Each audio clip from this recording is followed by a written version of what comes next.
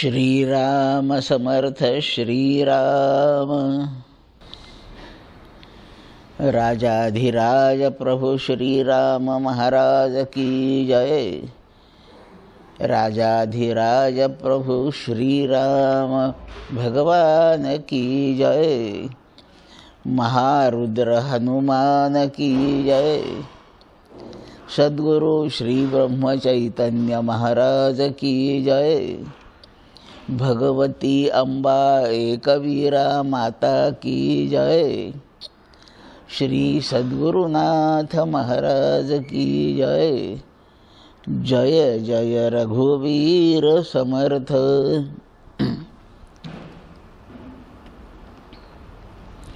गुरुर्ब्रह्मा गुरुर्विष्णुर्गुरुर्देवो महेश्वरः।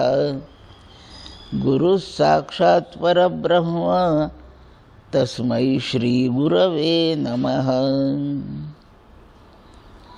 लोकाभिरामं रणरंगधीरं राजीवनेत्रं रघुवंशनाथं कारुण्यरूपं करुणाकरन्तं श्रीरामचन्द्रं शरणं प्रपद्ये। मनोजवं मारुततुल्यवेगं जितेन्द्रियं बुद्धिमतां वरिष्ठं वातात्मजं वानरयूथमुख्यं श्रीरामदूतं शरणं प्रपद्ये। जयांचा जनी जन्मनामार्थ झाला, जयांनी सदा वासनामात केला। जयांच्या मुखी सर्वदा नाम कीर्ती, नमस्कार त्या ब्रह्मचैतन्यमूर्ती। अगाविश्वैकधामा तुझा प्रसादू चंद्रमा, करो मज पौर्णिमा स्फूर्तीची जय। राजाधिराज प्रभु रामचंद्र महाराज की जय। महारुद्र हनुमान की जय। अनंत कोटि ब्रह्मांड नायक राजाधिराज सच्चिदानंद श्री ब्रह्म चैतन्य महाराज की जय। सद्गुरु श्री श्रीराम महाराज की जय। जय जय रघुवीर समर्थ। नाम सदा बोलावे, गावे भावे जनास सांगावे। हाची सुबोध गुरूंचा, नामा परतेन सत्य मानावे। श्रीराम जय राम जय जय राम। श्रीराम जय राम जय जय राम। श्रीराम जय राम जय जय राम। भगवान श्रीरामरायांना वंदन। श्री हनुमंताला वंदन। सद्गुरु श्री ब्रह्मचैतन्य महाराजांना नमस्कार। सद्गुरु श्री श्रीराम महाराजांना नमस्कार। उपस्थित सर्व बंधू आणि भगिनी यांना सप्रेम अभिवादन।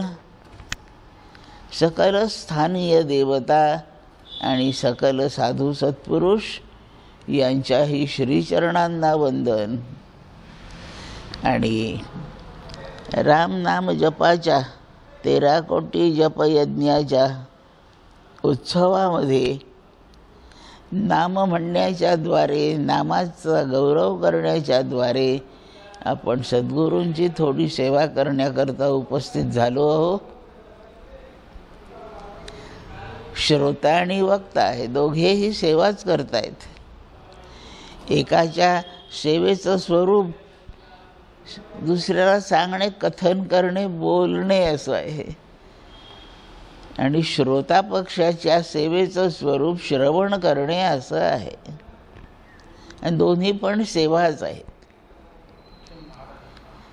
संपूर्ण आपलं शरीर हे सेवा करण्यासाठी आहे आणि संपूर्ण अंतःकरण ही सेवा करण्यासाठीच आहे.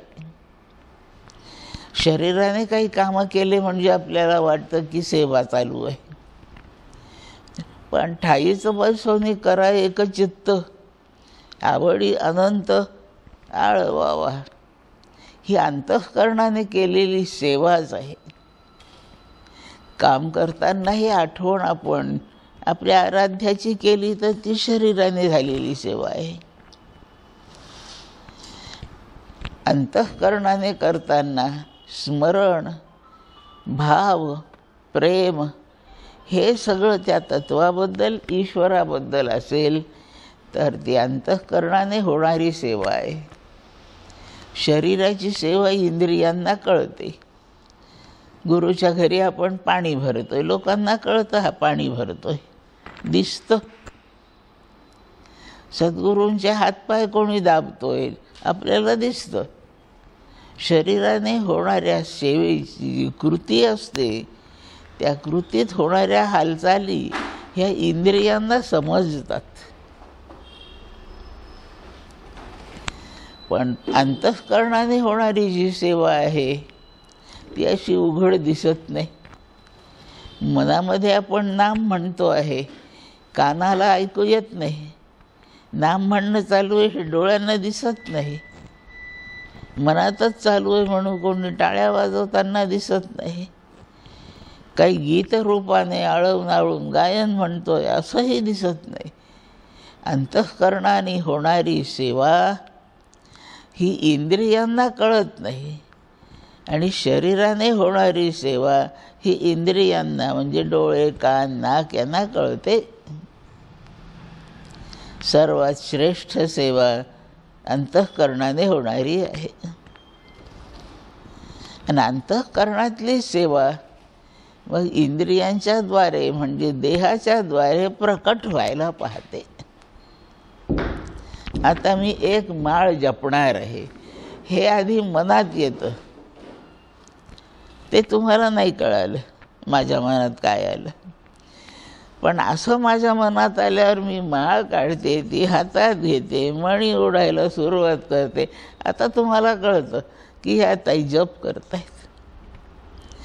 किंवा जपाचे प्रकार आहे. मानस जप केवळ अंतःकरणात, कोणाला पत्ता लागत नाही. उपांशू जप ओठ थोडे हलताना दिसतात. एखाद्या वेळेला मंद स्वराने शब्द ऐकू येतो. उपांशू. आणि तिसऱ्या जपाचं नाव घोष आहे. असं मोठ्याने करायचं, आपल्याही कानाला ऐकू, उपस्थितांच्या कानाला ऐकू जातो, त्याला घोष म्हणतात. करी घोष या जानकी वल्लभाचा, समर्थांचा मनाचा श्लोक आहे तो. करी घोष, मोठ्या मोठ्याने म्हण. कधी कधी मोठ्या मोठ्याने देवाचं नाव म्हणण्यात जास्त यशही आहे. त्याचे दोन उपयोग आहे. तुमची कोणाची इच्छाही नसेल आणि मी मोठ्याने म्हणत असेल तर मनामध्ये माझ्याबरोबरीने तुमचं म्हणणं सुरू होतं. मनात ते सुरू पण होतं, कानाला ऐकू येतं. म्हणजे मी मोठ्याने जप म्हणजे घोष जर केला तर माझा तर उपयोग झाला, माझंही लक्ष दुसरीकडे जात नाही. मी मोठमोठ्याने म्हणते, तुम्ही हाक मारली तर ऐकू नाही येत. म्हणजे माझंही लक्ष भलतीकडे जात नाही आणि श्रोत्यांची इच्छा नसली तरी त्यांना नाम म्हणणं घडतं. असा घोषाचा दुहेरी उपयोग आहे. घोषाचा तिसरा एक उपयोग आहे. हे खूप कीटक, झुरळं, मुंगळे, पाली, मुंग्या, डास, ढेकूण आपल्या भोवती खूप आहे. त्यांना काही म्हणता नाही येत. गाई म्हशी बांधलेल्या आहे, म्हणता नाही येत, पण त्यांना ऐकू येतं. लक्षात ठेवा, म्हणून जप, देवाचं नाव वैखरीने म्हणणे किंवा कानाने ऐकणे सारखंच फलदायी आहे.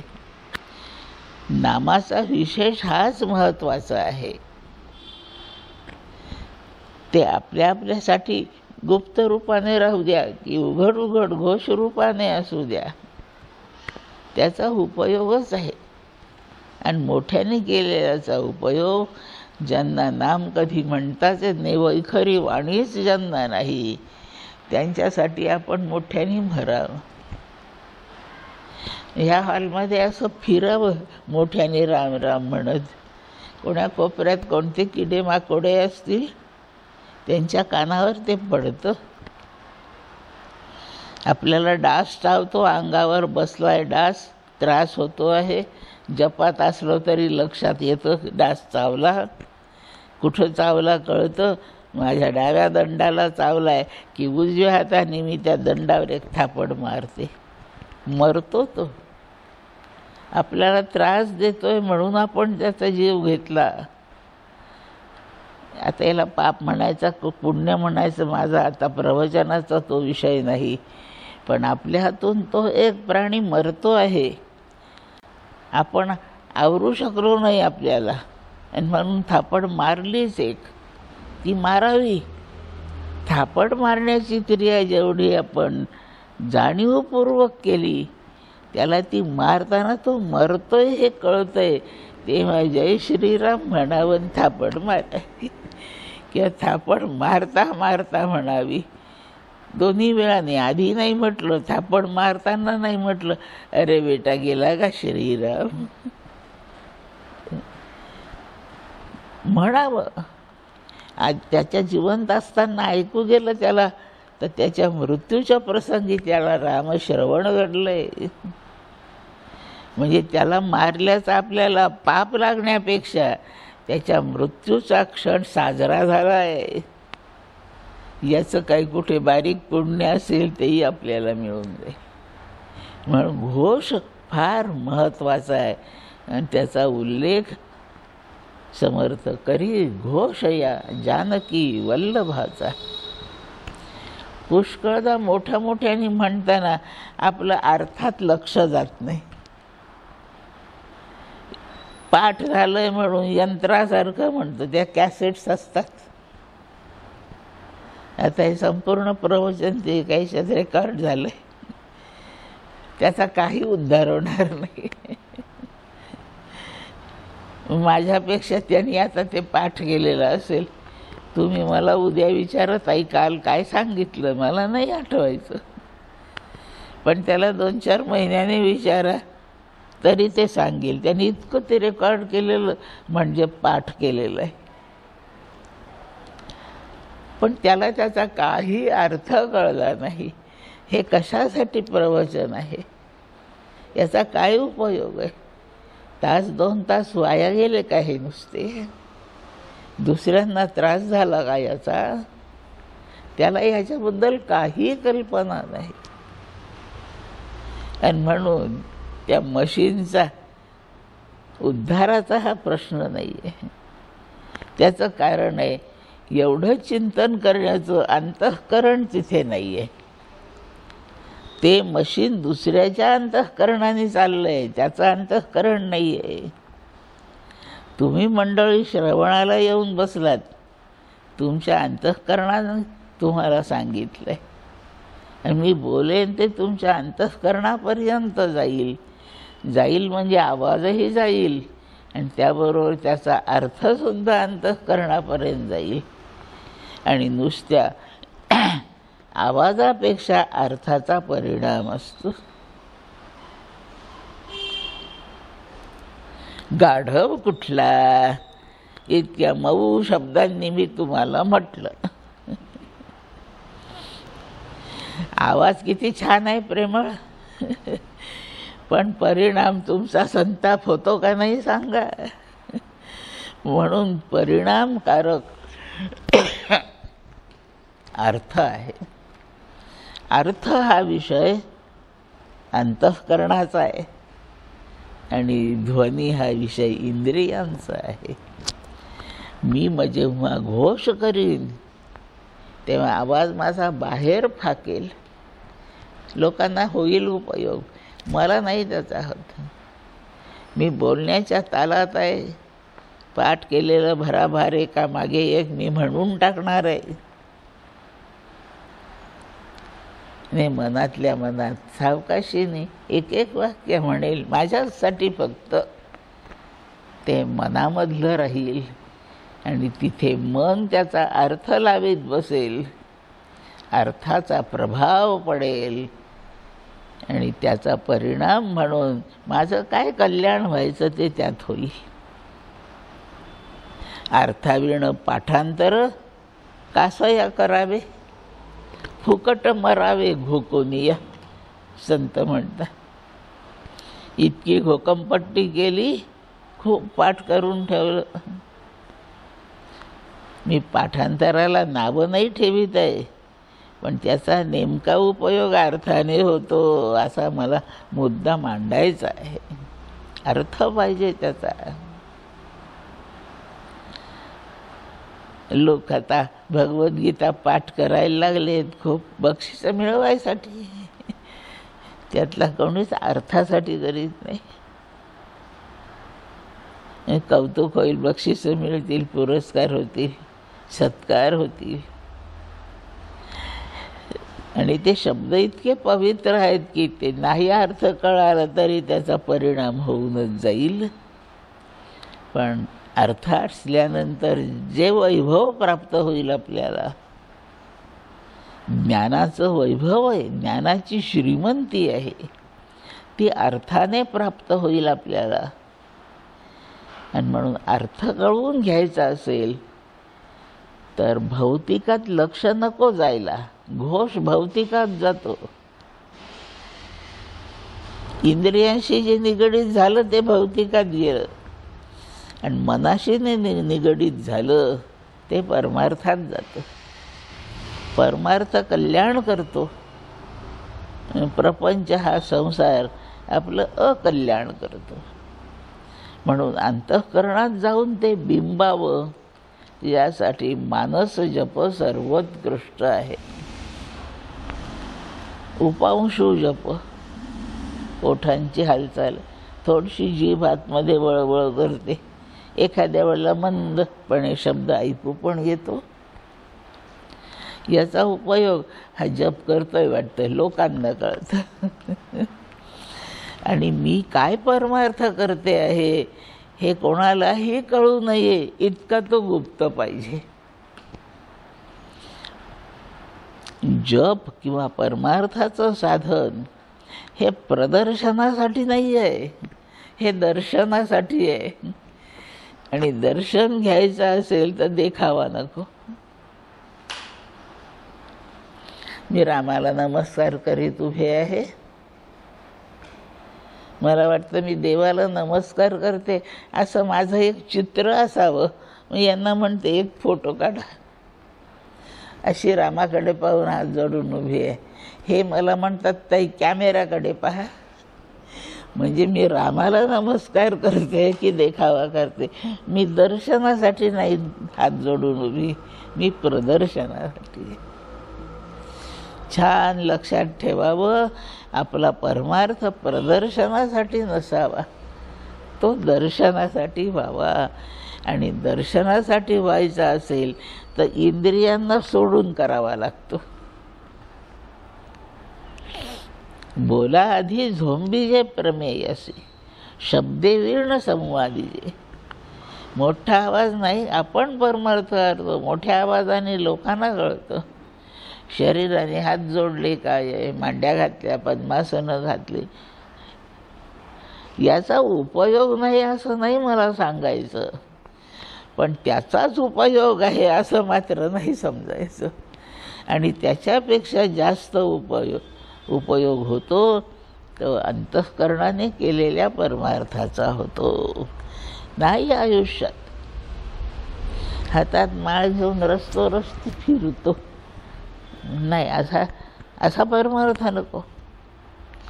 मी 1-2 वेळा कुठे गोष्ट सांगितली, ती आत्तासुद्धा सांगते. एक राजा होता, भाविक, धार्मिक, सदाचारी, खूप ऐश्वर्य संपन्न असा राजा. यथासमय त्याचा विवाह झाला. त्याची ती धर्मपत्नी, तीही भाविक प्रकारची, आणि तिच्या लग्नाच्या पूर्वी वयाच्या लहानपणापासून ती नारायण नारायण म्हणायची. तिचं लग्न ह्या राजाशी झालं. हा धार्मिक होता, कारण वाईट कधीच वागला नाही. पण ती लग्न होऊन जे घरी आली, तिने त्याच्या तोंडून नारायण शब्द ऐकला नाही. आपण म्हणाल मग तो श्रीराम म्हणत असेल. म्हणण्याचा अर्थ लक्षात घ्या, नारायण म्हणजे देवाचं नाव त्याच्या तोंडून नाही निघालं. जाऊ दे, आत्ताच लग्न झालंय, उद्या म्हणेल, 2च तर दिवस झाले म्हणेल, पुढच्या आठवड्यात म्हणेल, पुढच्या महिन्यात म्हणेल. या वर्षात नाहीच म्हटलं.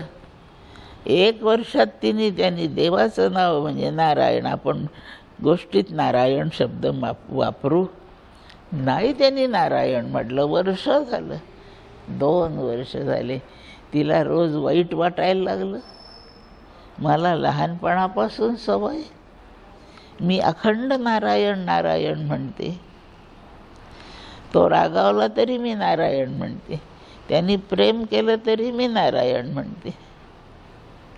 जेवताना म्हणते, चालताना म्हणते, झोपताना म्हणते. हा एकदाही म्हणत नाही.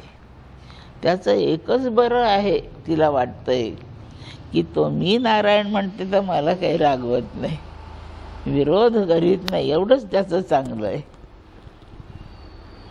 रोज वाईट वाटत चाललं. लग्नाला 25 वर्षे झाली. 25 वर्षात त्याच्या तोंडून देवाचं नाव नाही आलं. राजकारणात फार मग नाही, पण 25 वर्षात कधीच नाही का 2-4 क्षण मिळत. जेवताना नाही, झोपायला गेला नाही, स्नानाला चालला नाही, नुसताच बसला आहे नाही. अरे किती लोक राजकारणात सिंहासनावर बसून कारभार चाललाय नारायण म्हणत असतात. हा कोणत्याच वेळी कसं म्हणत नाही. आता इतकं वाईट वाटायला लागलं,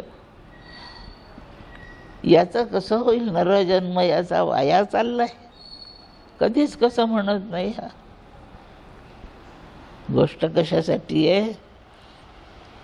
आपण आपल्या केलेल्या परमार्थाचं प्रदर्शन नाही करायचं. प्रदर्शन केलं की दर्शन चुकतं. नाहीच म्हणत. 25 वर्ष झाली. 25 वर्ष झाल्यावर एक दिवस ते रात्री झोपले दोघं. मध्यरात्रीचा वेळ आहे आणि इनी नारायण शब्द ऐकला. कुठून नारायण आला? हा माझा नवरा, हा राजा तर कधी म्हणतच नाही. तिने खोलीत चौफेर पाहिलं, कुठं कोणी उभं आहे का? खिडकीकडून आवाज येतो का? दाराकडून येतो का? कोण नारायण म्हणतोय?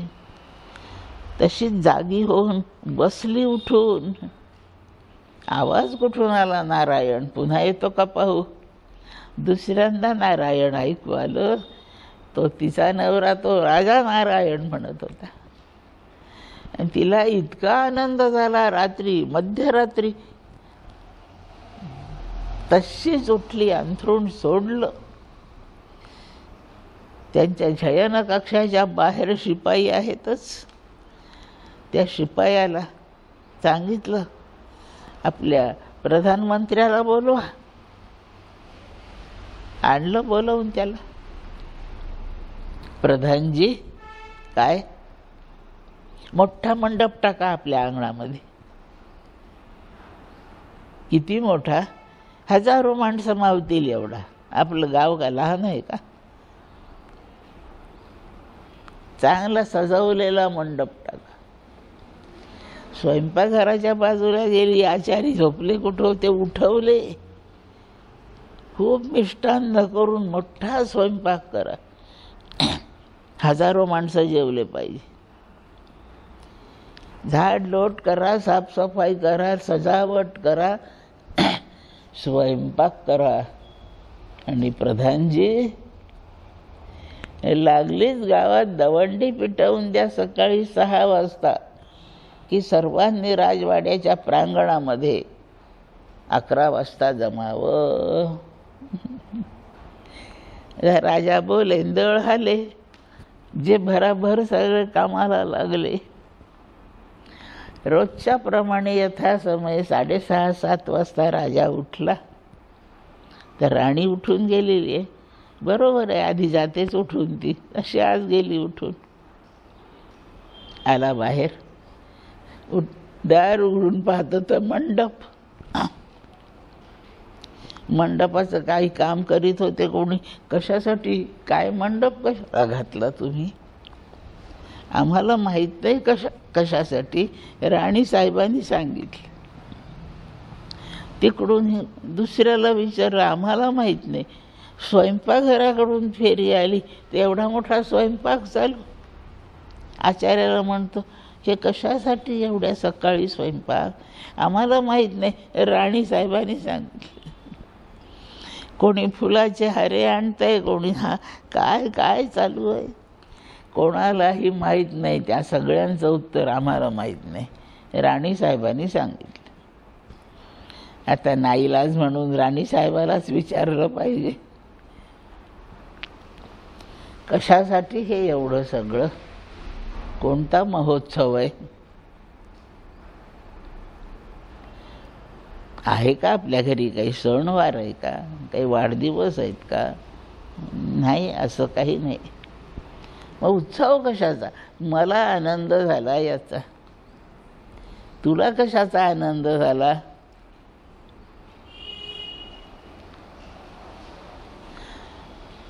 पंचवीस वर्ष ज्या गोष्टीची वाट पाहावी लागली,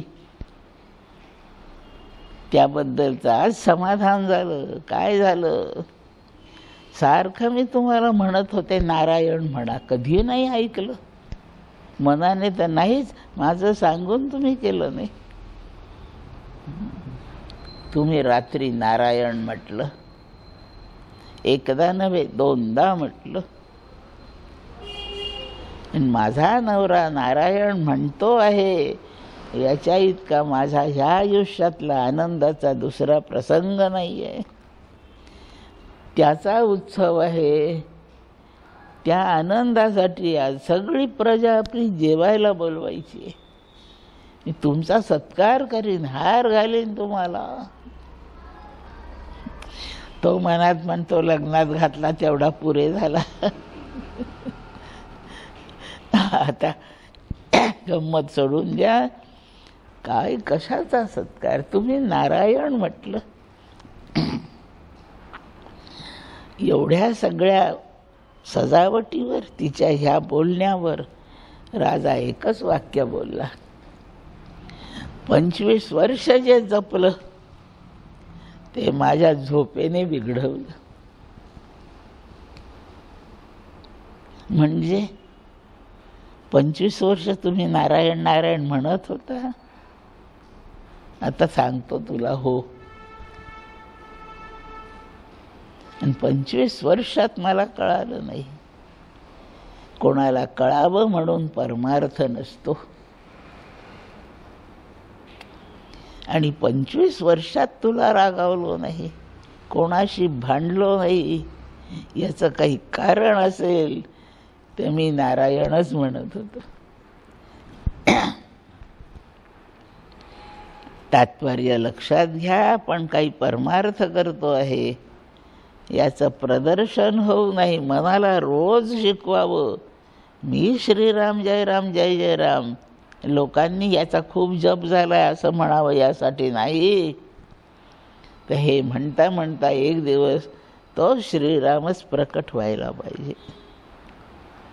कारण मी श्रीराम जय जय राम म्हणते, हे लोकांना कळण्यापेक्षा त्याला पटलं पाहिजे, कळलं पाहिजे की हे म्हणतोय म्हणून. हे ज्या दिवशी रामाला कळेल की ही व्यक्ती माझं नाम म्हणते आहे, तो पुन्हा लक्षात ठेवेल, नाही ही माझंच नाव म्हणते आहे. आणि याप्रमाणे देवाला ते एकदा कळलं आणि खात्री झाली की देवाची प्रसन्नता आहे. नाही आपण मोठ्याने आपल्या साधनेचं प्रदर्शन होणार नाही हे जपावं. मुद्दा सुरू होता.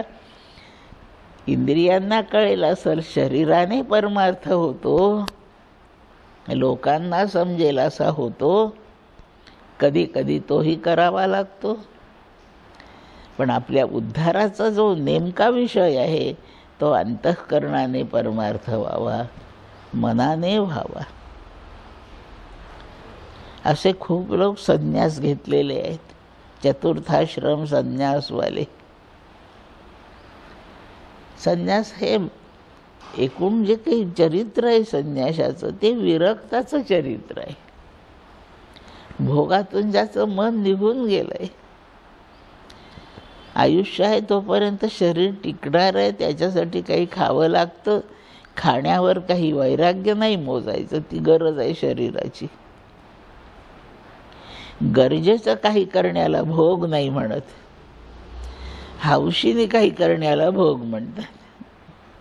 कपडे नेसतोय आपण रोज, हा भोग नाही आहे, ही गरज आहे शरीराची.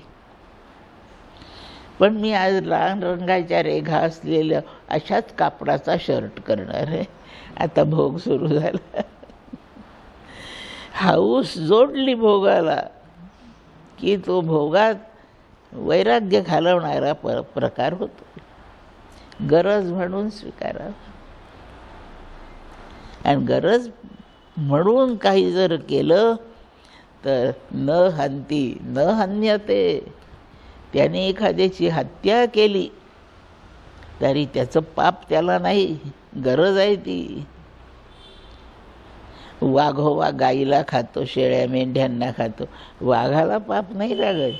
त्याचं ते खाद्य ते मिळवणे त्याची गरज आहे. मग वाघाला जर पाप नाही लागत तर मी पण आता गाय मारणार आहे, मला लागेल. गरज म्हणून काही करा नाही जमत. मांस भक्षण पाप आहे, हौशीने खाल्लं तर.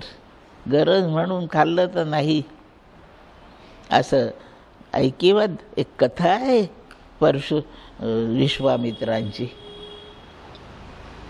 खूप दिवस काहीच अन्न मिळालं नाही, अत्यंत उपोषण झालेलं. आणि कुठं चालले जायचं, आता पाऊल उचलत नाहीये, इतके थकले. काही 2 तरी घास मला मिळाले पाहिजे. जवळपास चालले तर गाव नाही, कोणाचं घर नाही, आता काय खायचं. एक कुत्रं मरून पडलं होतं वाटेमध्ये. त्यांनी त्याचा लचका तोडून घेतला, 2-4 घास खाल्ले. म्हणजे त्यांनी पाप केलं का आता? गरज म्हणून काय करावं लागेल माहीत नाही. दुसऱ्याचा जीव घ्यावा लागेल, आपला जीव द्यावा लागेल, त्यात पाप नाही. कोणाच्या तरी कल्याणाकरता, आत्मकल्याणाकरता देव जोडे तरी करावा अधर्म. या प्रकारे विचार करून परमार्थ हा अंतःकरणाचा विषय करावा गरजेच्या प्रमाणे. आता ह्या श्लोकाचा अर्थ सांगा. मला येतोय, माझा झाला फायदा. तुम्हाला इच्छा झाली ना अर्थ समजावा, मग तो मी तुम्हाला सांगितला पाहिजे. म्हणजे मला जे करायचं आहे ते मी उघड केलं पाहिजे. प्रसंग आहे तो. शाळा कॉलेजमध्ये मास्तरनी वर्गात गेल्यावर म्हणावं नाही मी आता मला शिकवतो, त्याला नेमला कशासाठी. म्हणून कधी कधी परमार्थ उघडही करण्याची गरज आहे, घोष करावा नामाचा. पण आपल्या उद्धाराचा विषय करायचा असेल आणि लोकांच्या उद्धाराचा तो करायचा असेल तर आपण मनात करावा आणि त्यालाही सांगावं. जास्तीत जास्त जप मनात कर, एकांतात कर, एकटा बसून कर. एकटं बसून करायला लागेल की मला तरी झोप येते. झोपेचा एक गुणधर्म आहे. लोकांमध्ये बसल्यावर तिला थोडी लाज वाटते म्हणून येत नाही. म्हणून सामूहिक जपाला बसावं. इतक्या गर्दीत झोप पुढं पुढं यायला लाजते. आता मी एकटीच आहे, झोप आली ती कोणाची लाजच नाही तिला. आता मस्त मी झोपून जाते. म्हणून सामूहिक गोष्टीलाही कधी अर्थ आहे. आणि मी म्हणते, तुम्ही म्हणता, इतके 4 जण म्हणतात, हेच गप्प बसले, यांनाही लाज वाटते. बेटा मीच नाही म्हणत आहे, म्हणून इच्छा नसताना हे म्हणतील. आणि न कळत पद अग्नीवरी पडे, न करील दाह असे न कधी घडे.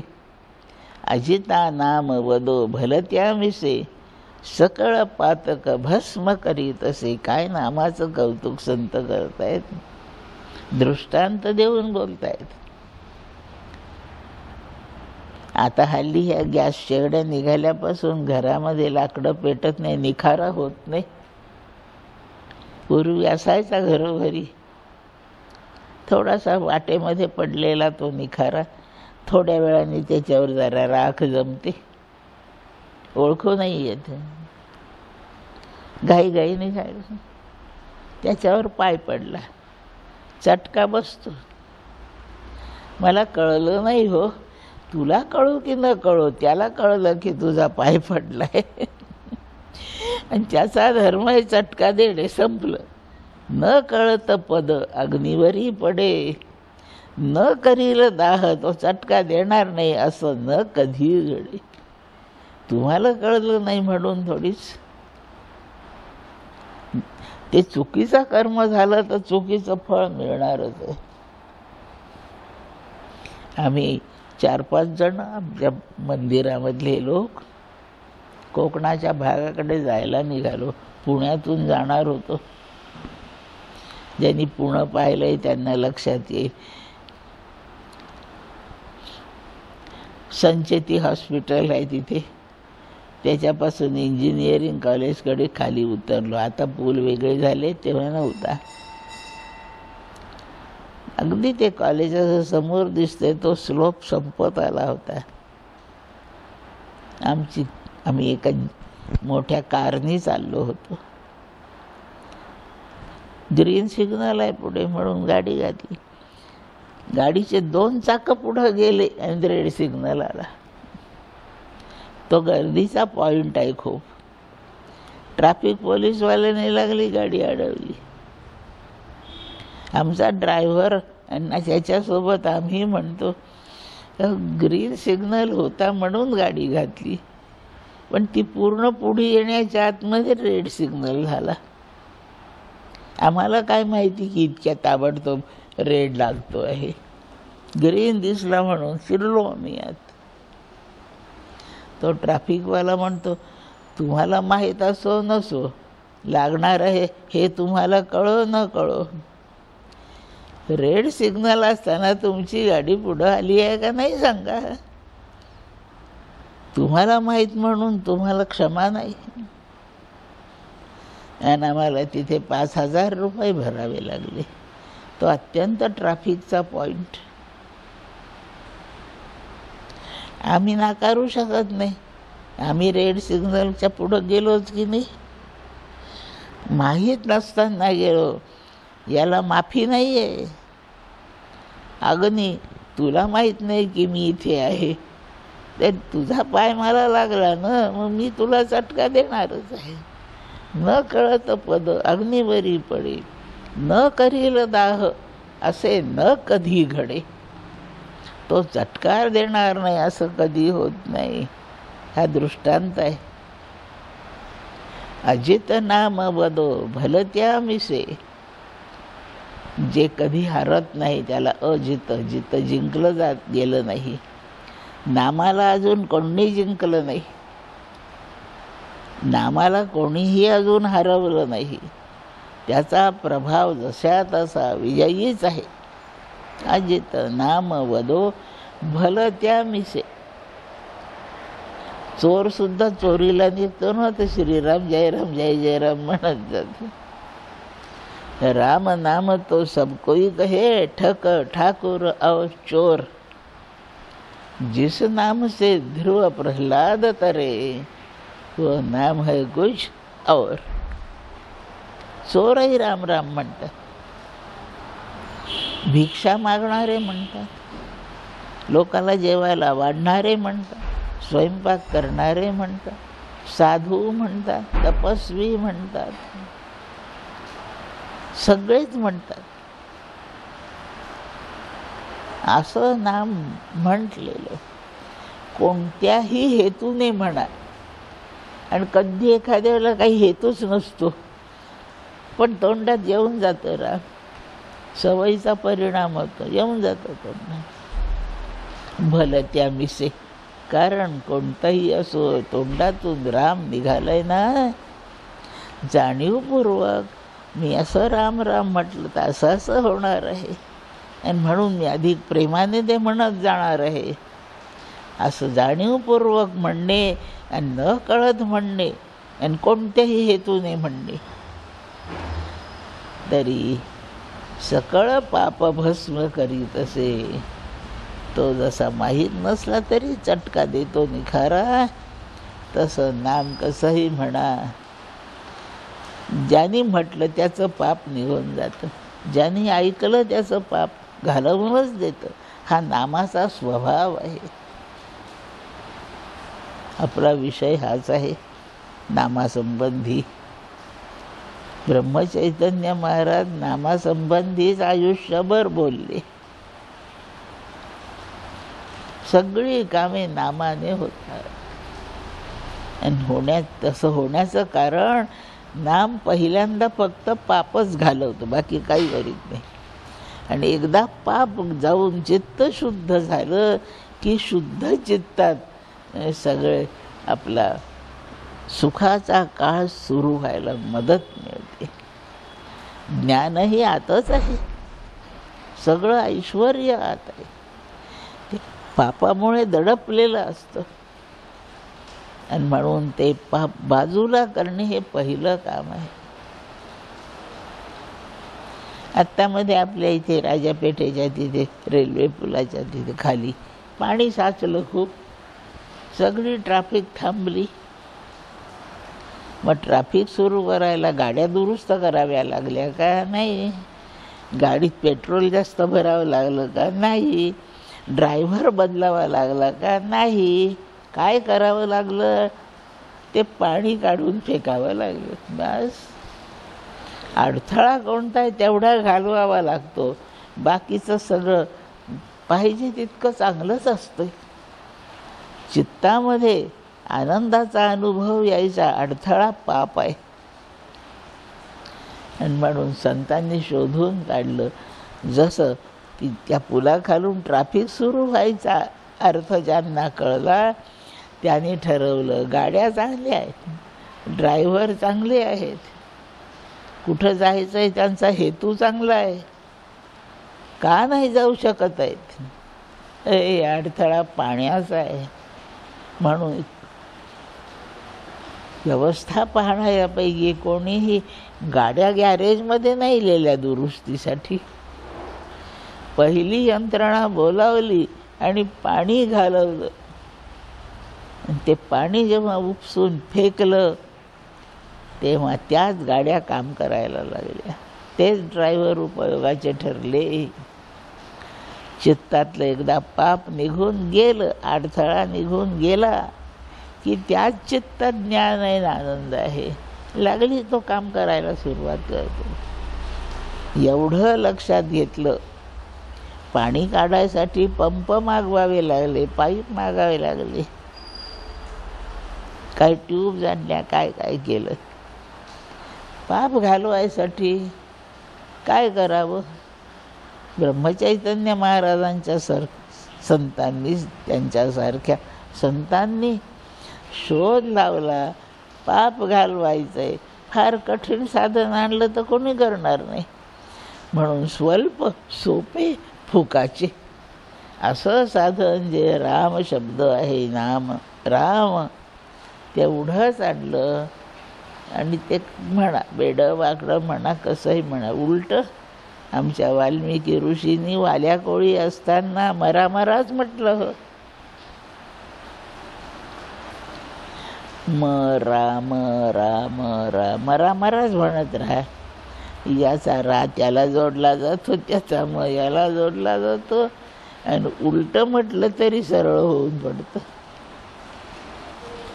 राम राम, मग याचा पहिल्या राम शब्दातला म आणि पुढच्या राम शब्दातला रा जर जोडले तर मरा होतं.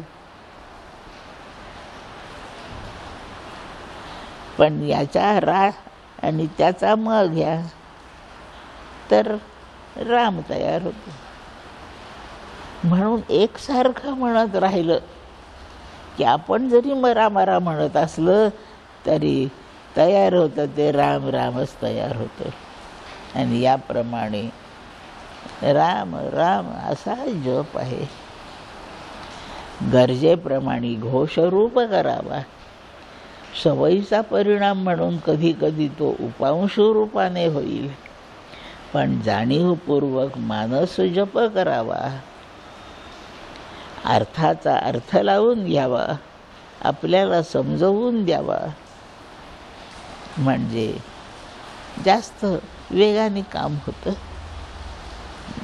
जास्त निर्दोष काम होतं. असा रामनामाचा जो महिमा आहे, खूप लोकांनी त्याचा अनुभव घेतला. आणि रामशब्दाने जे कल्याण होतं, म्हणजे देवाच्या नावाने जे नाम म्हणणाऱ्याचं कल्याण होतं, याचा पापनिवृत्त झालेल्या चित्ताच्या लोकांनी अनुभव घेतला. आणि स्वतःचे अनुभव ते लोकाला सांगायला लागले. एखाद्या गावाला जायला 2-3 रस्ते असतात. तुम्ही 4-5 जण वेगवेगळ्या रस्त्याने गेले, मला आता त्या गावाला जायचं आहे. तुम्ही सगळे बसलेले असताना मी विचारलं, कसं कोणत्या रस्त्याने जायचं, मला जरा रस्ता सांगा. हे वेगळा सांगतात, ते वेगळा सांगतात, ते वेगळा सांगतात. सगळेच रस्ते त्या गावाला जातात. उदय लिया गभस्ती अशेषही मार्ग दिसती, ते तेथुलेही काय चाली जती सांगे मज. एकदा सूर्य उगवला की त्या गावाला जाणारे सगळे रस्ते दिसतात. एवढे थोडे चालायचे, मला गावाला जायचा एकच रस्ता पाहिजे. मग मी तुम्हाला विचारेन, हे पहा जरा कमी लांबीचा रस्ता मला सांगा, माझा वेळ नाही आहे फार. नाही, पण तो लांब जरी असला रस्ता ना, खूप सुरक्षित आहे. मध्ये हॉटेल्स आहे, थांबावं वाटलं तर बगीचे आहेत, ऊन लागू नये म्हणून रस्त्याच्या काठाने झाडं आहेत. ॲक्सिडेंट झाला तर मध्ये फोनची व्यवस्था आहे. ट्रॅफिक पोलीस मधून उभे आहेत.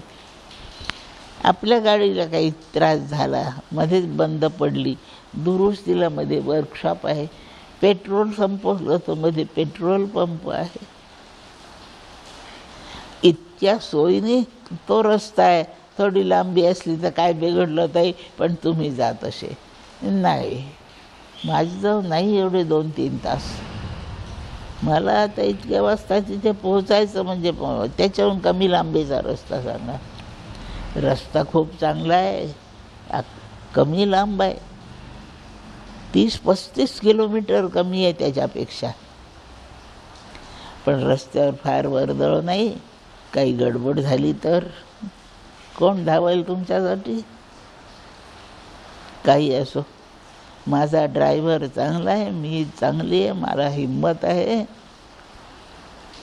मी कमी लांबीचा रस्ता निवडते.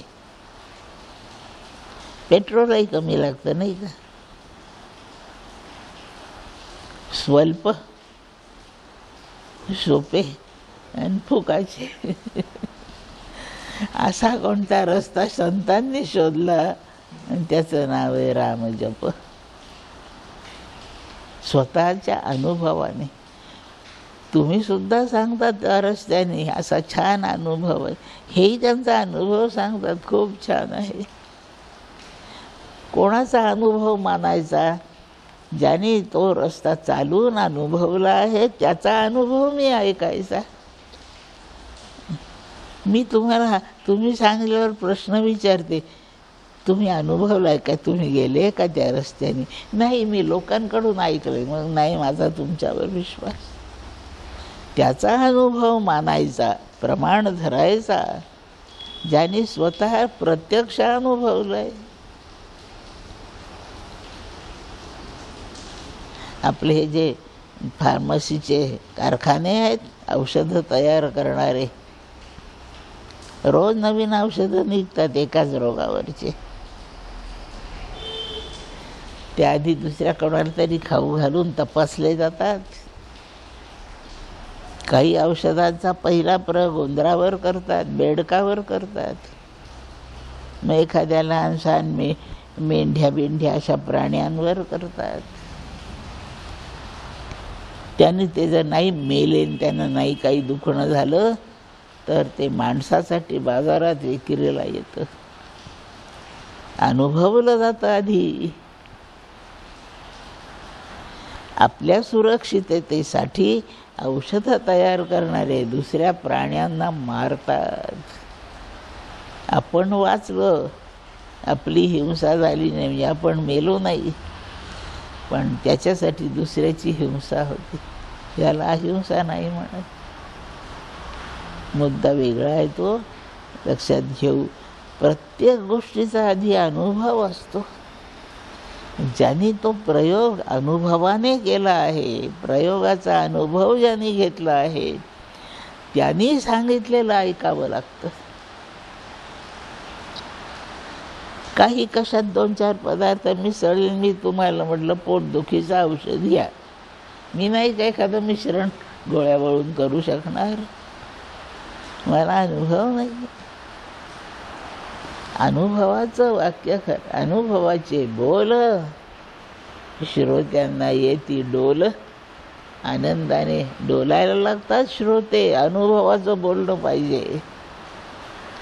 असा ज्याचा अनुभव आहे, एकूण या साधनाबद्दल, नामसाधनाबद्दल ज्यांनी अनुभव घेतला, असे सकल संत त्यातलं प्रस्तुत व्याख्यानात प्रवचनमालेमध्ये आपल्याला ब्रह्मचैतन्य महाराजांचा अनुभवाला प्रमाण धरून पुढे जायचं आहे. तुकाराम महाराजांचा एक अभंग आहे, माझा तो गे अनुभव भक्तिभाव भाग्याचा.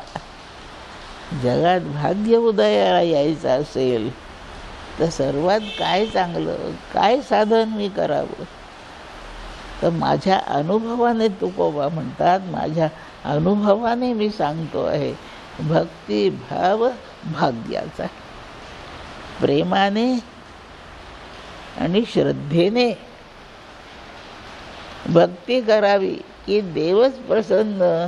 आपल्याला दुसऱ्या कोणाच्या प्रसन्नतेची गरज नाही आहे. तो देव प्रसन्न होतो. देव ज्यामुळे प्रसन्न होतो तेच भाग्याचं आहे समजायचं. भक्तिभाव भाग्याचा. भक्ती नाम म्हणून करता येते, पूजा करून म्हणता येते, दर्शन घेऊन म्हणता येते, यात्रा करून म्हणता येते, देवाचे चरित्र वाचल्याने करता येते, देवचरित्र ऐकल्याने करता येते. या सगळ्यात सोपं काय? यात्रा सर्वात कठीण. देवदर्शनाला जाऊन येणे नाही चालणं होतं, एवढ्या 2 मैलावर देऊळ आहे, तेही जरा कठीण. श्रवण करण्याने भक्ती होते. मग जो बोलतोय तिथपर्यंत मला गेलं पाहिजे, नाही तर माझ्यासाठी तो बोलला पाहिजे. म्हणजे माझ्या कल्याणासाठी मला दुसरा एक भरीस घालावा लागतो. कीर्तन करायचं आहे, टाळवाला पहा, पेटीवाला पहा, तबलेवाला पहा,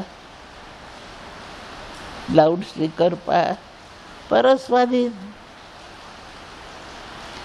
मग या सगळ्या साधनं हे चांगली आहे, सगळे परमार्थाचीच साधने आहेत, पूजेचीच साधने आहेत, पण प्रत्येकात काहीतरी दोष आहे. आणि म्हणून तुकोबांनी सांगितलं, ठाईचं बैसोनी करा एकचित्त आणि आवडी अनंत हळवा, जागेवर बसा, त्याचं नाम म्हणा. आणि सगळ्यात सोपं नाम रामच आहे, त्यात जोडाक्षर नाही आहे. कृष्ण वाईट आहे का? वाईट नाही, चांगला आहे. शब्द कठीण आहे, जोडाक्षर आहे, शब्द कठीण आहे. राम अगदी सोपा आहे, जोडाक्षर नाही, दोनच अक्षर आहे, उच्चारायला सोपा आहे, कमी वेळेत खूप वेळा म्हटला जातो.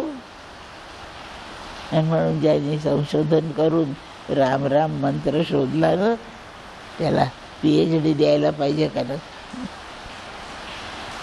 एकदा PhD देऊन पुरेसं नाही आहे, त्याचं फार मोठं कौतुक करायला पाहिजे. असं ज्याचं फार मोठं कौतुक करायला पाहिजे, ज्यांनी राम नाम मंत्राचा प्रचार केला, प्रसार केला, लोकांना स्वतःच्या अनुभवाने पटवून दिलं. अशा ज्या 4, 5, 10 संत आहेत, त्या ब्रह्मचैतन्य महाराज सांगतात, मी अनुभवलं.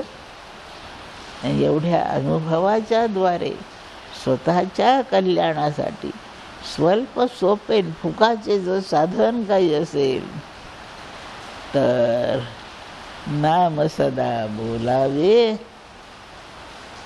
गावे, भावे, जनास सांगावे. असाच माझा तुम्हाला बोध आहे. कल्याणाचा बोध म्हणून सुबोध, ज्ञानाचा बोध म्हणून सुबोध, सत्य वस्तू, आनंदरूप वस्तू जो भगवंत, त्याच्याविषयीचा बोध म्हणून याला सुबोध म्हणतात. माझ्याकडून हाच सुबोध जन हो तुम्हाला. तुम्ही आलात ना माझ्याकडे विचारायला, म्हणून तुम्हाला बोध करतोय. काय बोध करतोय? नाम सदा बोलावे, नेहमी नाम म्हणत राहा. नुसतं बोलायचं पुरेसं नाही, गावं, ते नाम गावं. आणि आपल्याला फार कष्ट न करता आपल्या म्हणण्यात दुसऱ्याचा उद्धार होतो, म्हणून जनास सांगावे. 2 कामं होतात ना. मी मोठ्याने राम म्हटल्यावर माझा तर उद्धार होईल, ऐकणारे जन हो तुमचाही पण होईल, म्हणून जनास सांगावे. सांगावेचा हट्ट नाही आहे, ते आवश्यक आहे नाही.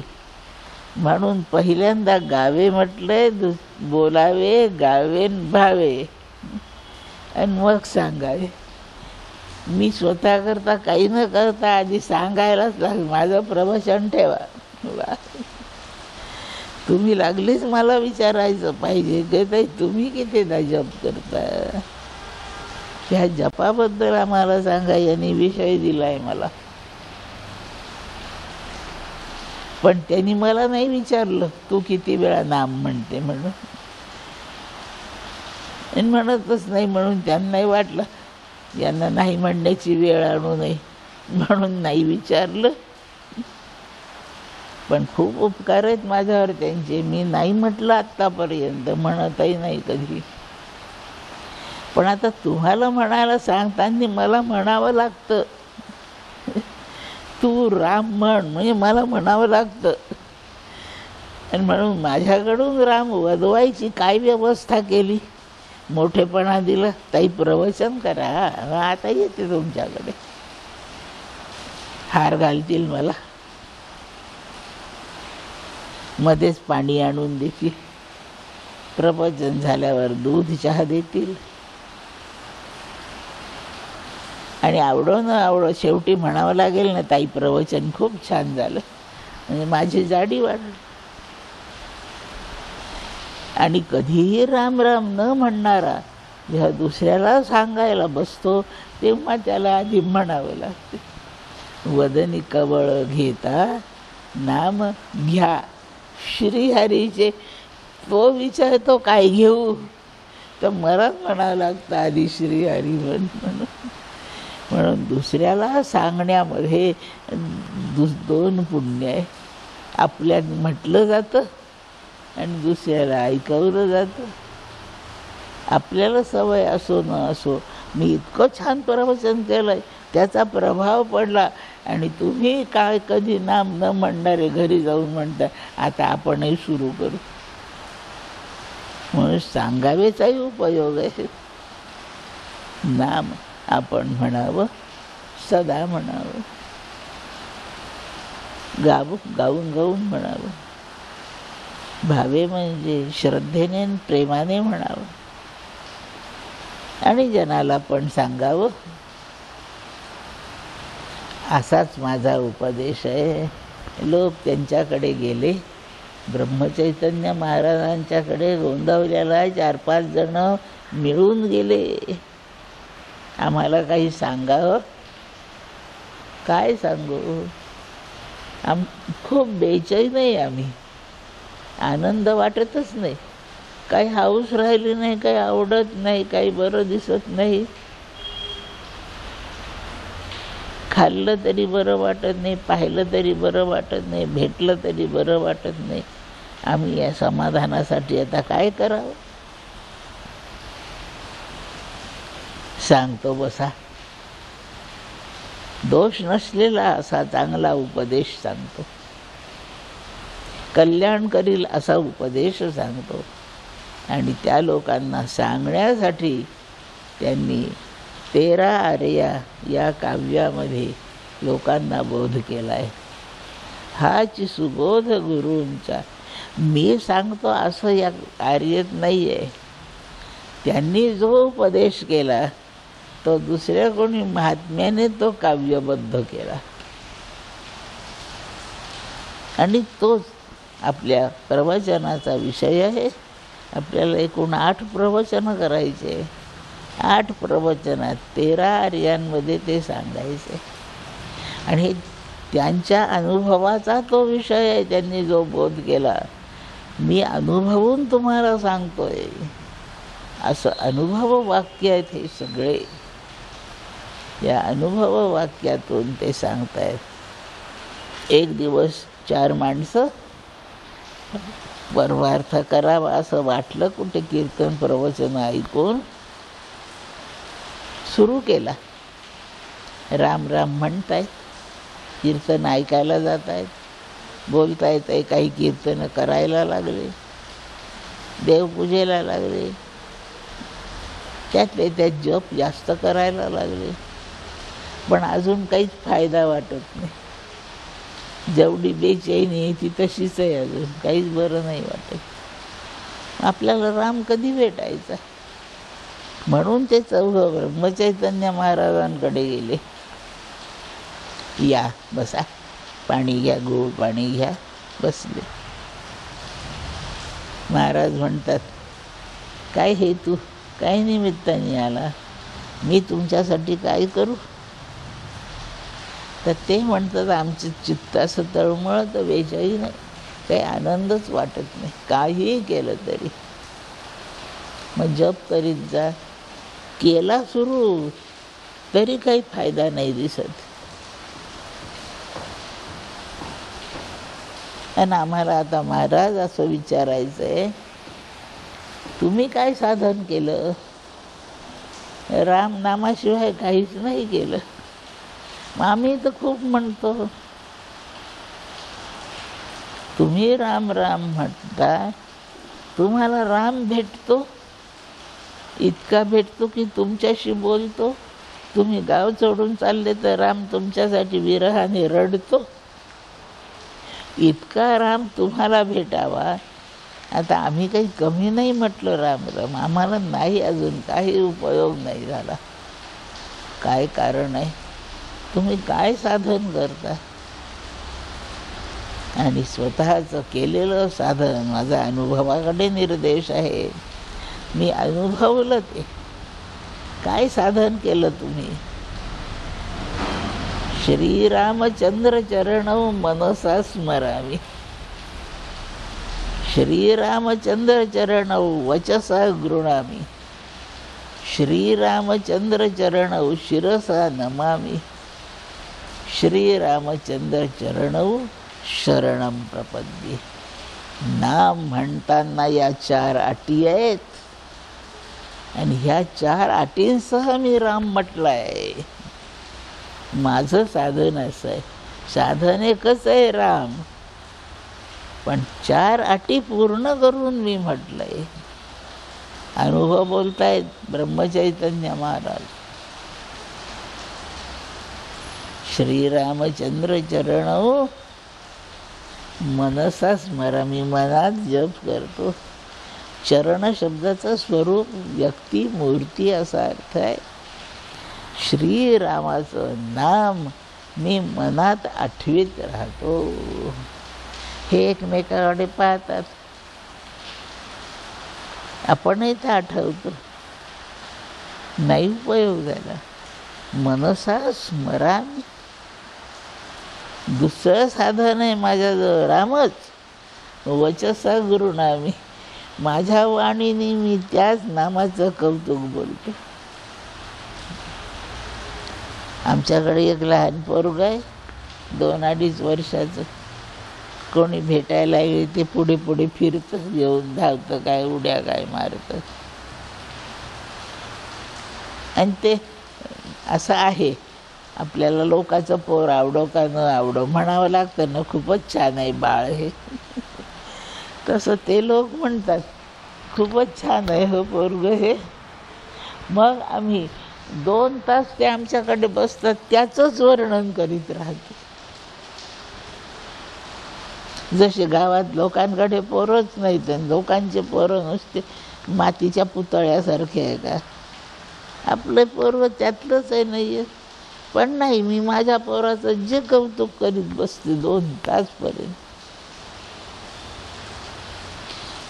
तसं दुसरं काही साधन चांगलं असो, मला प्रिय राम आहे असं महाराज बोलताय. म्हणून वचसा गृणामि. त्याच्याचबद्दल मी बोलतो. जसं जगात लोकांचे पुष्कळ पोरं चांगले आहेत, याच्याहीपेक्षा चांगले आहेत, पण मी त्यातल्या कोणाचंच कौतुक नाही करेन. याचं कौतुक करेन. तो अशा उड्या मारतो, तो तसा येऊन माझ्या पाठीवर बसतो. मी त्याला आणून दिल्याशिवाय तो पाणी पित नाही. सगळं असं त्याचं मी कौतुक सांगत राहणार. वचसा गृणामि. तुम्ही भेटलात तरी राम किती चांगला असंच मी सांगेन. हे भेटले तरी रामासारखं दुसरा देव नाही असं यांनाही सांगेन. दिवसभर काय कर त्याचंच नाम म्हणतो. असा मला ध्यास लागला. मनाला तोच ध्यास आहे, वाणीलाही तोच ध्यास आहे. गाऊ तरी एक विठ्ठलाची गाऊ. वचसा गृणामि. शिरसा नमामि. डोकं झुकावून वंदनच करतो त्याला. साहेबापुढे फार वेळा डोकं झुकवावं लागतं. सुनेला सासू नाही आवडली तरी पाया पडावं लागतं. व्याही आवडतातच असं नाही. आपली पोरगी त्या घरात दिली, त्या व्यायाला नमस्कार करावाच लागतो. कोणताही मंत्री चांगले आहेत का मंत्री? नाही, बिलकुल. तुम्हाला आवडतात का नाही? नमस्कार करता का नाही? उद्घाटनाला आला त्याला हार घालता का नाही? त्याचा परिचय करून देताना फार व्यस्त आहे. लोकांचे कामं करण्याची अजिबात सवड नाही, पण कोणाचं मन दुखवित नाही. आपण बोलवल्याबरोबर आले की नाही पहा बरं. अगदी नाही आवडला तरी कौतुक आहे ना. मी माझ्या पोराचं कौतुक आवडून करते. मंत्र्याचं वर्णन नावडून पण करावंच लागतं. शरीराचे सगळे अवयव त्याच्यासाठी वापरायचे. शिरसा नमामि. शिर म्हणजे डोकं. आपल्या संपूर्ण शरीर नावाच्या इमारतीतला सर्वात मोठा मजला म्हणजे डोकंच आहे. आणि डोकं म्हटलं की सगळं शरीर त्यात आलं.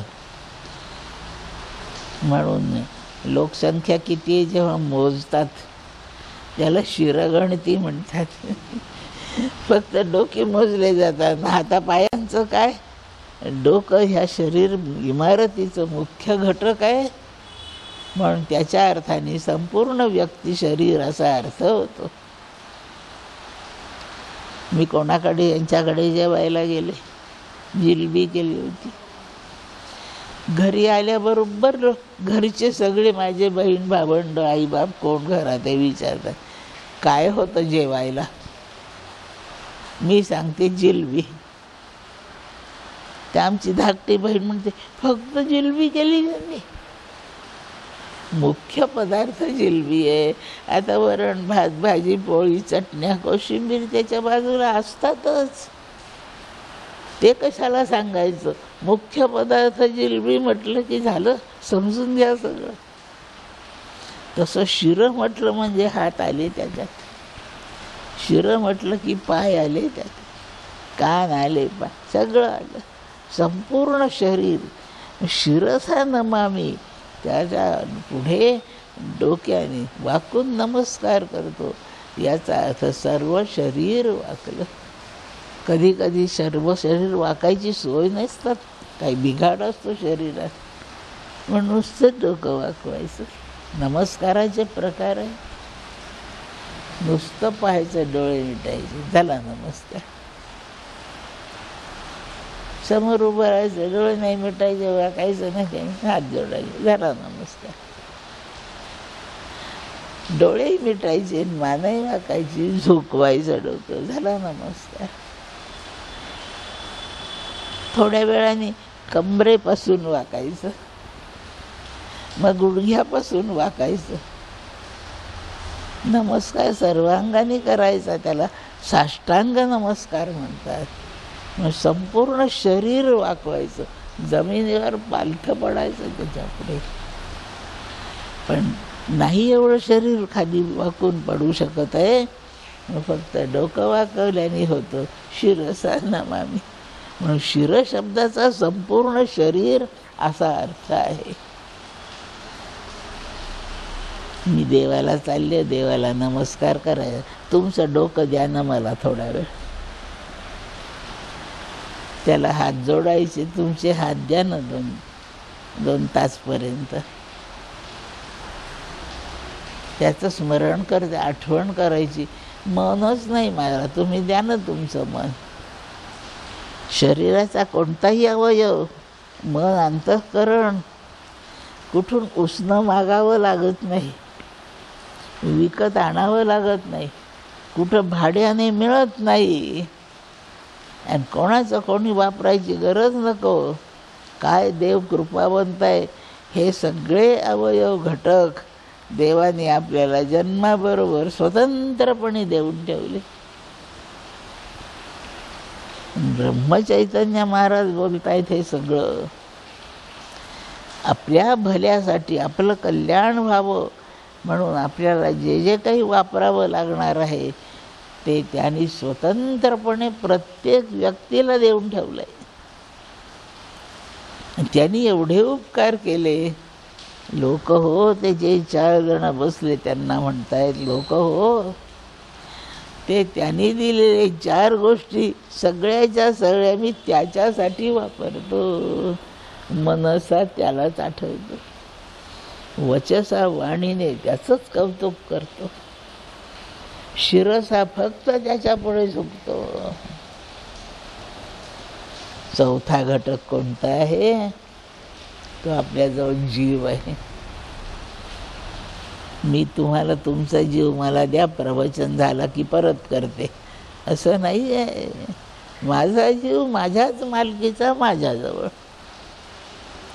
आणि ह्या जीवाला काय, वाणीने तर बोलेन, त्याचं नाव म्हणेन मोठ्याने, मनाने त्याचं नाव आठवेन, डोक्याने त्याच्यापुढे नम्र होऊन उभी राहीन, जीवाने काय करायचं? त्याला शरण जायचं. शरण जायचे दोन अर्थ पक्के ध्यानात ठेवा, कायमस्वरूपी. तोच फक्त माझा आधार आहे. मी दुसऱ्या कोणाचाही आधार मानणार नाही. शरण जाणे, अनन्य होणे.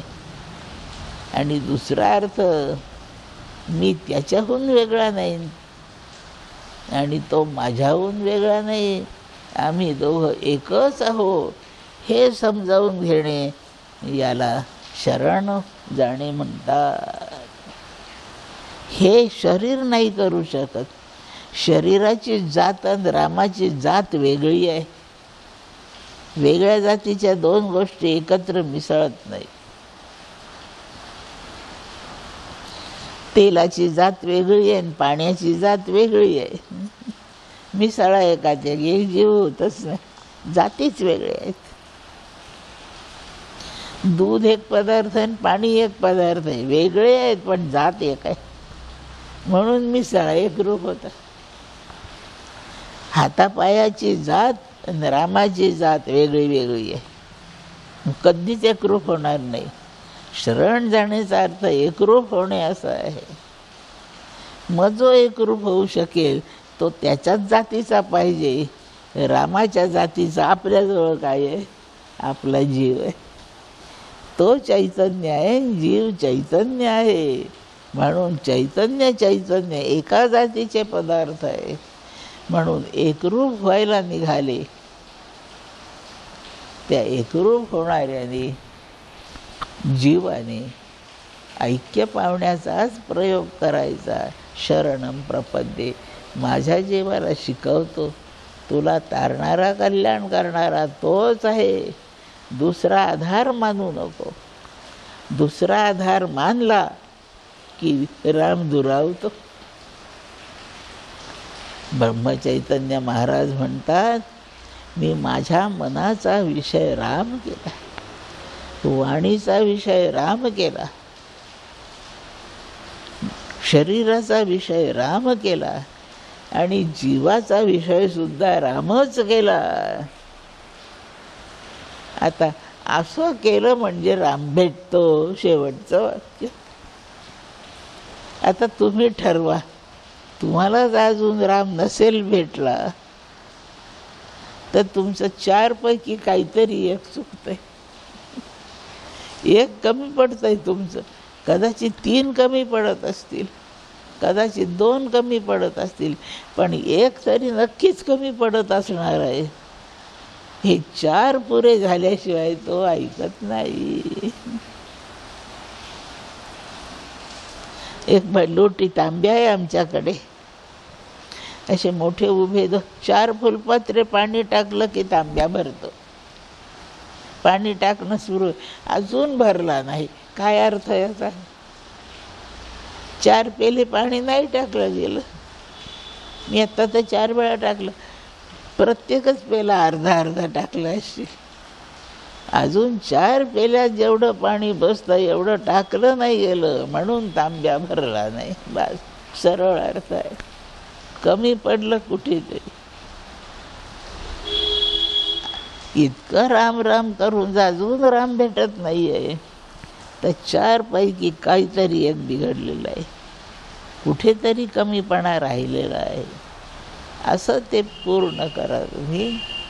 हे आता आपसात विचार करायला लागले, या 4 अटीमधली कोणती अट आपण पूर्ण नाही केली.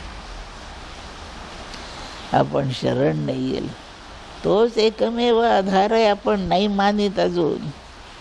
मला खोकला आला की मी पहिल्यांदा डॉक्टरकडे जाते, बरोबर आहे ना? आधी मनाने एखादी घरातली गोळी काढून खाते. नाही बरं झालं डॉक्टरकडे जाते. नाही बरं झालं पॅथी बदलवते, आधी वरच्या डॉक्टरकडे जाते. नाही झालं मुंबईला जाते, पण डॉक्टरकडे जाते. नाहीच बरं झालं मुंबईला जाऊन आलो तरी मग घरातल्या कुळदेवतेला नावास करते, देवी आहे, बरं हो तुझ्या नावाने 4 मंगळवारी उपास करी. इतकं इतकं एखादं मोठं पैठणी घेईल तुला, आणखी कोणाला जेवू घालेल.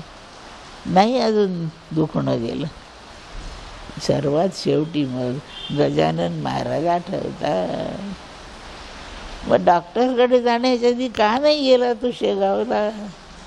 नाही, तो शेवटी आपले उपायच आपण आधी करतो. आपली परमार्थाच्या उपायांवर श्रद्धा नाही आहे, कमी पडते. आधीच का नाही तिकडे जायचं? आणि असं श्रद्धेने कुठेतरी कमी पडते आपलं. मग शरण जात नाही, आपण पुष्कळ आधार करतो. एक धोबी होता, लोकांचे कपडे गोळा करून आणायचा, धुवायचा. गावात एक लहानसा चांगलं पाणी असलेला ओढा, गावातले कपडे गोळा करायचे, त्या ओढ्यावर नेऊन तो धुवायचा. काठाला स्वच्छ जमीन होती, जरा रेताड जमीन होती. कपडे धुवून झाले की तो तिथेच वाळत टाकायचा, काही माती भीती नव्हती लागत. असे त्याने 50 कपडे वाळायला पसरवटेत. कोणीतरी तो एक माणूस आला, अत्यंत घाईघाई आला. तो धावत चालला होता, कुठं जायचं होतं तर. आणि धावत जाता जाता ते खाली कपडे वाळत आहेत ते लक्ष नाही त्याचं, आणि त्या कपड्यावरून तो धावत गेला. धोबी कपडे वाऱ्याने उडून जाऊ नये, कोणी नेऊ नये म्हणून राखण करीत बसलेला होता. संतापला. कोण रे तो झटिंगण, कपडे दिसले नाही तुला, याच्यावरून धावत गेला, मी आत्ता छान धुवून ठेवले. त्याला तेही ऐकू नाही गेलं. म्हणून हा धोबी म्हणे, ऐकतही नाही, माफी मागत नाही, माझं चुकलं म्हणत नाही. पाहतोच आता याला. खाली वाकला तो धोबी. त्याने 2-4 दगड घेतले आणि त्याच्या मागे धावत सुटला. ठराविक अंतरापर्यंत मी पोहोचलो, एक भिरकाव तो दगड त्याच्या डोक्यात. माझ्या एवढ्या कपड्यावरून तो चालत गेला. आता हा दगड घेऊन मला मारायला आलाय हे त्या माणसाला कळलं. दगड फेकून मारला तर मृत्यूच आहे ना. म्हणून त्याने विचार केला, आपण काहीतरी आपल्या संरक्षणाची व्यवस्था केली पाहिजे. आणि म्हणून मोठ्याने ओरडला, देवा धाव. आता डोक्यात माझ्या दगड बसल आणि मी गतप्राण होईल. देवा धाव. दुपारी 12-1 वाजायची वेळ होती. भगवान नारायण आपल्या वैकुंठात जेवायला बसले. लक्ष्मी माता वाढते आहे. छान आनंदात जेवण चाललंय. देवा धाव. आयर कानावर. तोंडातला घात गिळला नाही, हातातला टाकून दिला ताटात. उठले देव, खरकट्या हाताने धावले. माझा कोणी भक्त संकटात आहे, धाव म्हणतोय. रुक्मिणी विचारते, कुठं निघाला एवढ्या घाई, काय गंमत आहे का? तिला उत्तर नाही दिलं. उत्तर द्यायलाही वेळ जाईल. अशा वेगाने देव धावले. आम्हालाही काही गरज पडली कोणाची की आम्ही फोन करतो. फोन केल्यावर तो विचारतो, काका तुम्ही सध्या कुठे आहात? मला पत्ता सांगावा लागतो. मी राजकमल चौकात, तुम्ही उभे राहा. देवीच्या रस्त्याने जायला निघा. डाव्या हातावरची 4थी बिल्डिंग, तिथं मी आहे. मी कुठे पत्ता सांगावा लागतो.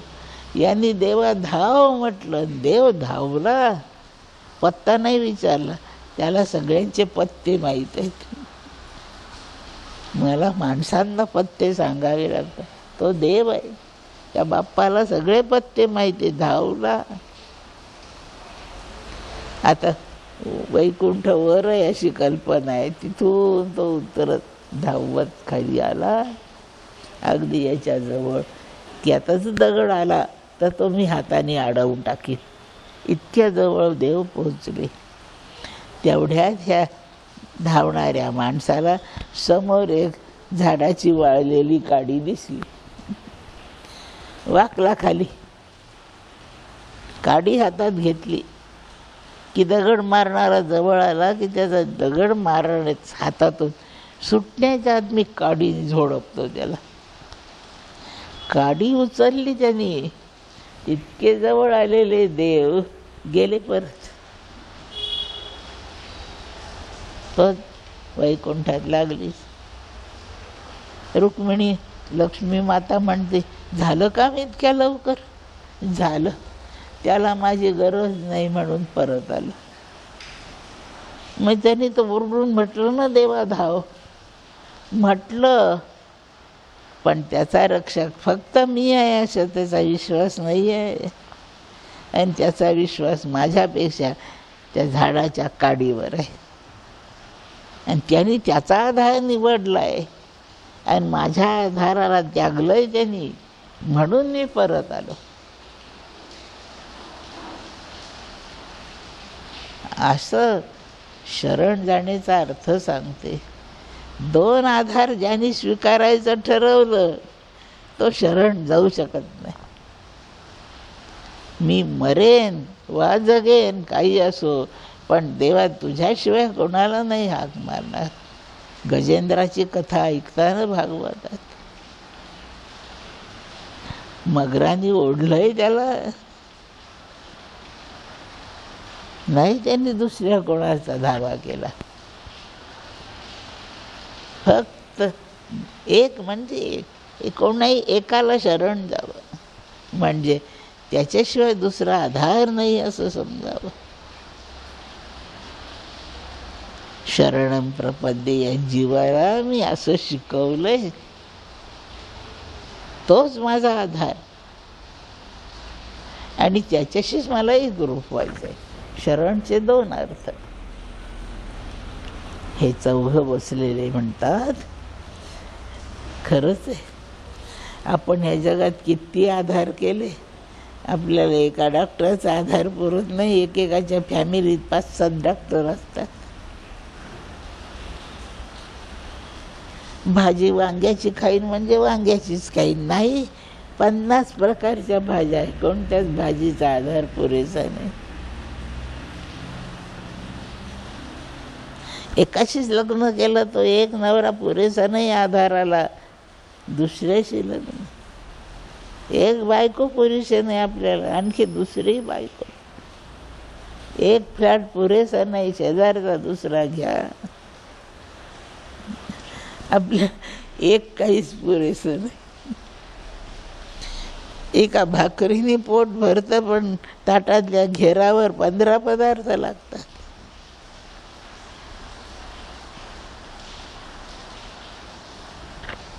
शरणं प्रपद्ये, वाणीने नाही दुसरं काही बोलत.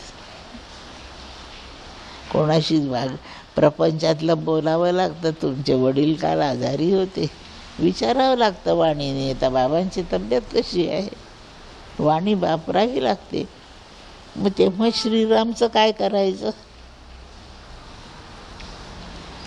तुम्ही आलात मला काही सांगायला, मी जय श्रीराम म्हणावं, बोलायला सुरुवात करावी. आणि तुम्ही म्हणाले थोडंसं बरं आहे, डॉक्टर चांगले आहे असं वाटतंय, गुण येईल म्हणून, आणि तुम्ही निघालात, पुन्हा जय श्रीराम म्हणावं. याला संपुटित बोलणं म्हणतात. जप असतात, संपुटित जप. काही कारणासाठी एखाद्या मंत्राचा जप करावा लागतो.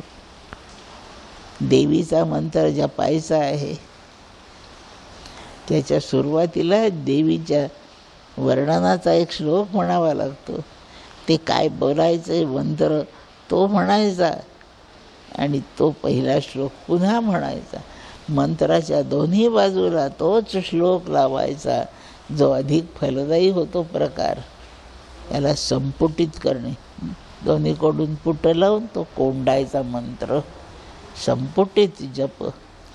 तसं दुसऱ्या कोणाशी काही बोलायची वेळ येऊ जन्माची, मरण्याची, चोरीची, दुखण्याची, कशाची गोष्ट असो, श्रीरामने म्हणायला सुरुवात करावी आणि बोलणं संपलं की श्रीराम म्हणावं. राम नामाने त्याला संपुटित करावं आपल्या वागण्याला. जेवताना नाम घ्या श्रीहरीचे सुरुवात करावी, शेवटही हरिहरीच म्हणावं आणि जेवण थांबावं. आपलं जेवण रोज संपुटित आहे. प्रारंभाला पळीभर जलप्राशन आहे आणि भोजन संपल्याबरोबरही तसंच जलप्राशन आहे. सगळ्या अन्नाला संपुटित करतो आपण आणि ते केलंच पाहिजे, कारण प्राणाचं जीवन जलच आहे. आपोमय प्राणाः, प्राण जलमय आहे, म्हणून जलाशिवाय प्राण नाही राहत. आपल्या 2-3 दिवस जर अन्न नाही मिळालं तर चालतं, पण पाणी मिळावं लागतं. प्राणाचा एकूण जो काही व्यवहार आहे तो पाण्याच्या भरवशावर आहे. पाणीमय जलमय प्राण आहे, म्हणून जेवण नेहमी संपुटित करावं. प्रारंभी थोडं जलप्राशन करावं, जेवण संपल्याबरोबर पुन्हा पाणी प्राशन करावं आणि त्यानंतर पुन्हा काही घेऊ नये. मी वाढायला आणलं, अपोषण म्हणतात शेवटी पळीभर पाणी पिण्याला. मी पुन्हा आणली बासुंदी वाढायला, नको, अपोषण घेऊन झालंय. त्या अन्नाला खालून वरून पाणी पाहिजे. आपल्या प्रत्येक कारभाराला प्रारंभाला श्रीराम म्हणायचं आणि संपलं ते की पुन्हा श्रीराम म्हणायचं. तुझ्यामुळे ताकद आली रे करायला, प्रारंभी म्हटलेलं. झालं यशस्वी काम, तुझ्या कृपेने मी इतकं करू शकलो, श्रीराम. प्रत्येक हालचाल अशी, जेवायला बसा, कोणाशी बोलायला बसा, काही पाहिला जा, बाजारात खरेदीला जातं, कापड खरेदीला जा, दुकानात शिरताना श्रीराम, कापड घेऊन झालं, गठ्ठा घेऊन बाहेर पडताना जय श्रीराम. आणि जे 2 टोकाला असतं ते मध्ये असतं असा अर्थ होतो. आणि सगळ्यात महत्त्वाचं कोणता प्रसंग, झोपायला अंथरुणावर गेल्यावर जय श्रीराम आणि उठल्याबरोबर जय श्रीराम. ब्रह्मचैतन्य महाराजांनी यांना सांगितलं, राम नाम किती घ्यायचं, कसं घ्यायचं, या 4 अटींच्या सह घ्यायचं. 4 अटी पूर्ण करून ज्याने राम राम म्हटलं त्याला राम भेटत नाही असं होत नाही. आणि असं कधी झालं तर मी ग्वाही आहे असं छातीत ठोकून ब्रह्मचैतन्य महाराज म्हणतात. एवढा अर्थ ध्यानात घेतल्यानंतर आपल्याला आता रामाचा महिमा महाराज कसा सांगतायत त्याचा विचार करायचा आहे. दुसऱ्या प्रवचनात आर्यचा खुलासेवार अर्थ पाहू. एवढ्या प्रास्ताविक लक्षात ठेवू. सुरुवातीला जय श्रीराम, जय राम, जय जय राम म्हटलं मी, निदान आज तरी म्हटलं, आत्ता तरी म्हटलं. आजच्या प्रवचनाला, पहिल्या प्रवचनाला विराम देण्याच्या वेळेला पुन्हा एकदा आपण श्रीराम मंत्र 3 वेळा म्हणू, थांबू, थोडा वेळ विश्रांती करू आणि दुसऱ्या प्रवचनाला प्रारंभ करू. श्रीराम जय राम, जय जय राम. श्रीराम जय राम, जय जय राम. श्रीराम जय राम, जय जय राम. जय जय रघुवीर समर्थ.